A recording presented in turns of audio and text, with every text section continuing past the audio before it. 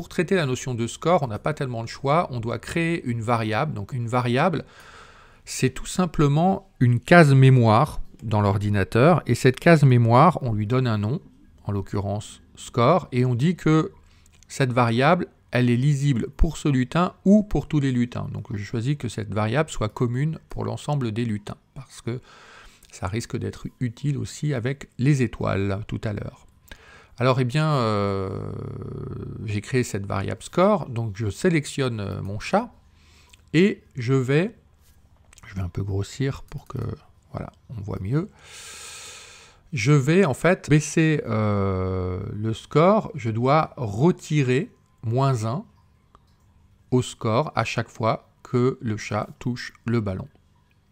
Je vais aller prendre cette fonction, ajouter à score, donc en l'occurrence parce qu'il n'y a que cette variable qui a été créée, et je ne vais pas ajouter 1, mais je vais ajouter -1. Si j'ajoute -1, c'est que je soustrais -1. Quand on ajoute -1, eh bien on retire 1 de score.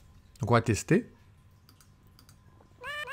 Et donc vous voyez que voilà, je suis déjà à -6, -8, -9, -10. Donc très rapidement en fait, j'ai le score qui baisse à l'infini. Et vous avez vu que je commence avec 0. Donc je vais mettre, donner à score une valeur au début du jeu. Donc je vais lui donner par exemple 10. Je lui donne 10 vies à mon chat. Et puis, avec ça, quand je démarre, eh bien en effet j'ai 10 vies. Par contre, quand j'atteins 0, eh bien, je passe à -1, etc. Et le jeu ne s'arrête pas pour autant. Donc il faut qu'il se passe quelque chose quand le score est inférieur à 1, c'est-à-dire qu'il est égal à 0. Alors on va mettre un système de conditions. Nouvelle condition à tester. Eh bien, c'est tout simplement si le score... Alors je ne peux pas faire ça comme ça directement, il faut que je prenne un opérateur. Et il faut que je dise que si le score... Alors, j'ai pris l'opérateur inférieur à.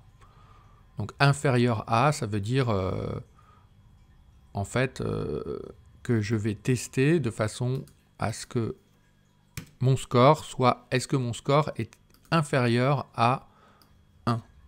Alors pourquoi est-ce que je fais ça comme ça? Parce que si je prends égal et que le chat touche rapidement le ballon, on risque de passer de 1 à -1 en quelques secondes, et en fait cette boucle n'aura pas eu le temps d'être évaluée, et donc on se retrouvera avec un score de -1, et le jeu continuera. Donc il faut que dès que le score est inférieur à 1, c'est-à-dire 0, -1, etc., il se passe quelque chose.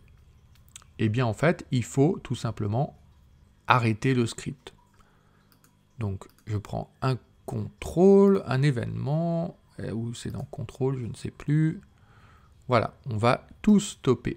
Donc on stoppe ce script. Donc en gros, quand je lance,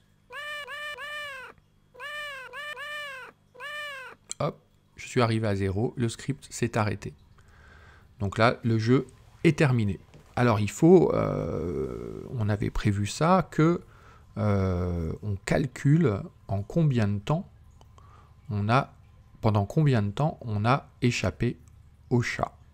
Et on va voir ça dans la prochaine vidéo.